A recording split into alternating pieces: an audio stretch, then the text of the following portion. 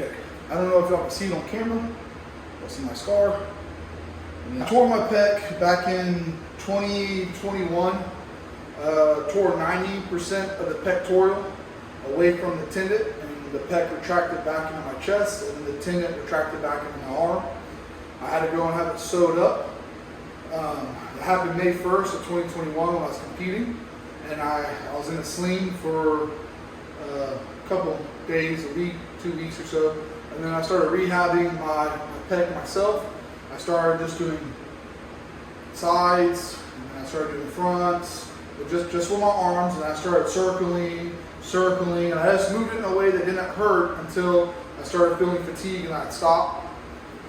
I did that until I got full range of motion back in my arm or shoulder, which is actually surprising because most people don't get full range, but I do.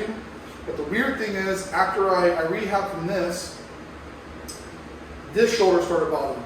So I don't know if I got like an imbalance or something pulled in my neck and I got a nerve, but then I couldn't bench press because of this one. So I waited a couple weeks, and about 2 weeks, I'd hold the 5-pound dumbbell, and then I would press the 50, 60-pound dumbbell on this side, and that's how I would work out until I got to the point where I could actually start doing dumbbell press again, and pec deck, and cables, and all that good stuff. But even still, my shoulder, it doesn't feel right when I bench anymore. So I'm doing the multi-grip Swiss bar, and a wider grip, which is normally a wider grip, really affects this pec back. If I go close, it feels fine, but if I go wide, it feels not so great. On this one, it's the opposite. If I go close, it feels awful. If I go wide, it feels great. So I found a happy medium. Instead of grabbing the bar like this, if I grab it with a neutral grip on this, they both feel good. So I'm gonna work on this to build my bench press back up, which I know my bench is never gonna be what it was, but if I could get back to a 225-pound bench press for a set of 5 or 10, I'll be happy with that. I can live with that. I'll never be competitive again, but I'll be happy with that.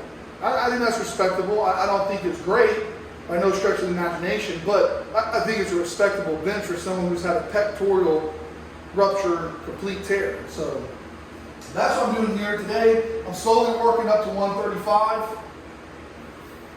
And I'm gonna go 135 for maybe 6. Because last week I did 135 for 5. Let's see how my pec feels.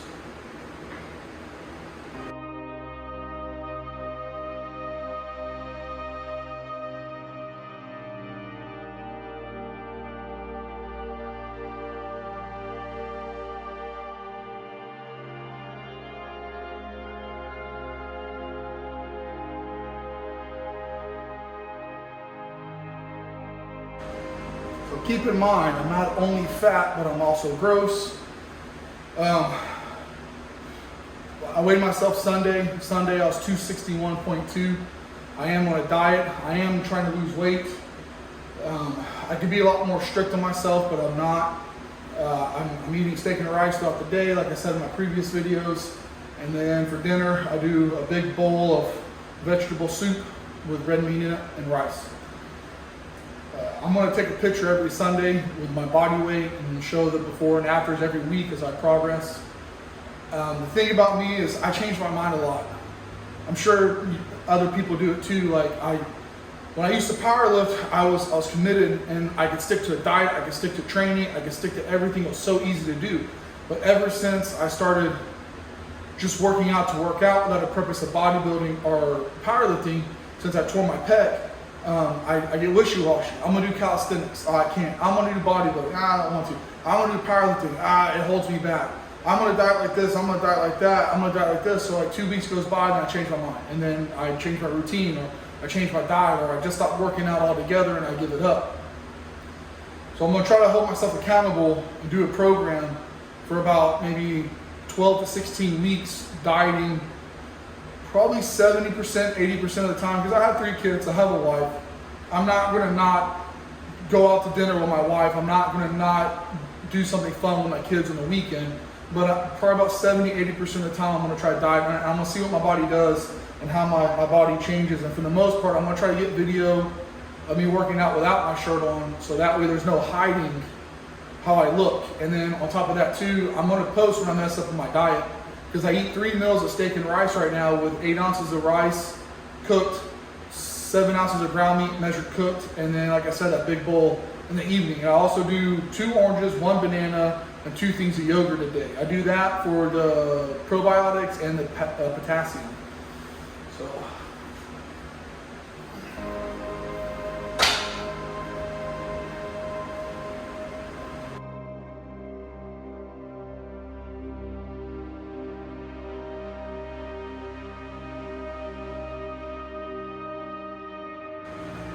And the crazy thing is, I can't look at my pec when I train.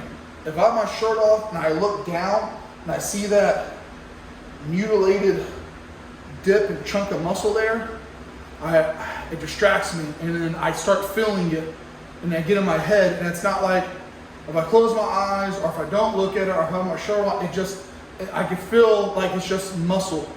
But if I look at it and I see it, then it feels like almost painful. It's the weirdest thing, man. It's the weirdest thing. It's such a mind teaser the way that it messes with my brain.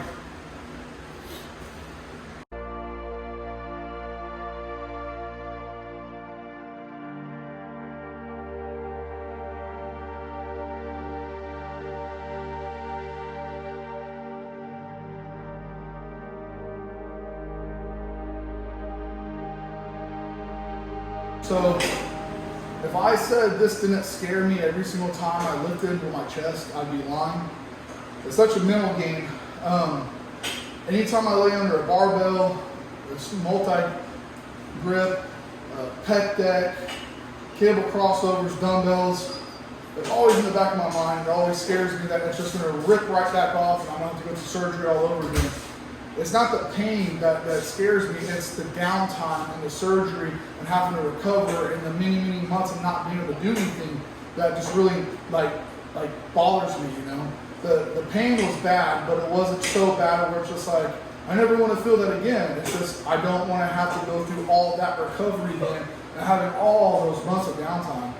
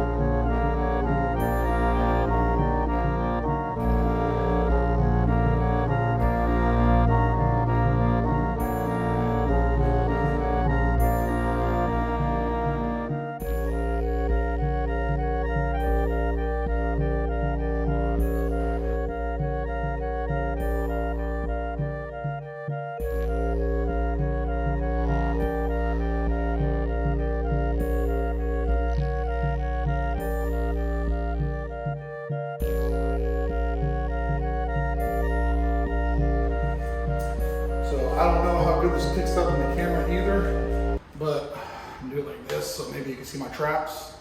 And I don't even know how good that looks on camera, if it looks good at all.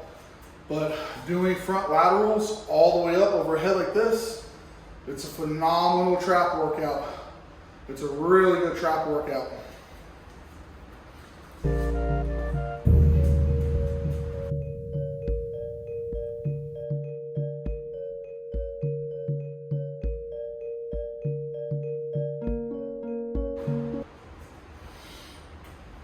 It doesn't take a whole lot. And I've done dumbbell shrugs, upright rows, barbell shrugs. Another thing if you ever try, and this is pretty cool too, is you get the cable crossovers and you put them on a low setting. You can grab them and back up, and you can shrug up and back. That feels really good. Doing it the other way and coming forward and shrugging up, that feels good too. There's so many ways to work the traps, but if you do your shoulder work with a big range of side lateral movement, whichever way you go, your traps are going to get worked too, especially upright rows. Some people say upright rows are bad for your shoulders. I've never had a problem with them. I've been able to, but I upright row to here and come back down like to my nipples. So I don't go all the way up or anything like that.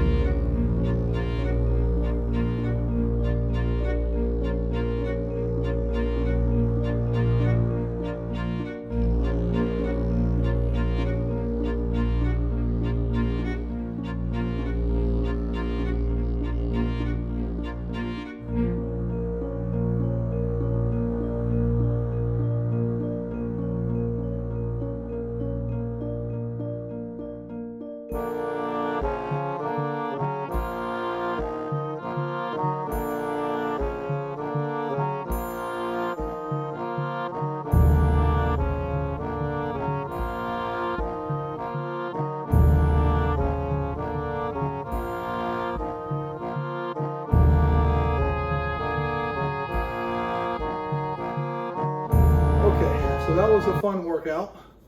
As you guys know, I'm doing it with my shirt off so you can see all my glorious fat and grossness. So this is my post-workout. This is what I eat immediately after my workout. I do 1 banana for the potassium. I do 2 oranges for the vitamins and potassium. And then I do 1 yogurt for the little bit of protein. Now it is 7 o'clock. So this is just immediately after my workout. 9 o'clock, I'm going to eat again. That's going to be some soup from here. Hey, that's going to be some soup from here, which is just basically a bunch of vegetables with meat, and I'm going to add a little bit of rice to that, and that's going to be that. So I don't know what I weigh right now, but I know Sunday, like I said earlier, I was 261. So this Sunday, I'm going to weigh myself again in the morning and see what I weigh. And I'm just going to post, I'm going to start taking pictures this Sunday. I know you can see what I look like with my shirt off and my workouts, but I'm gonna start posting pictures. I'm gonna take pictures every Sunday so I can do a week by week photo update, like week 1, 2, 3, 4, 5, like a little photo deal. And then I'll do the however many week to week 1 every week as I get deeper into this. And I'm gonna try not to flake out on you guys and stop posting, but this is more for not only me, but you guys to see what a 36-year-old dad of 3 and a husband and someone who enjoys his downtime can do, and however many weeks it takes to go from this to whatever it ends up being. So that's it for the video. I hope you guys enjoy it. Thanks for watching.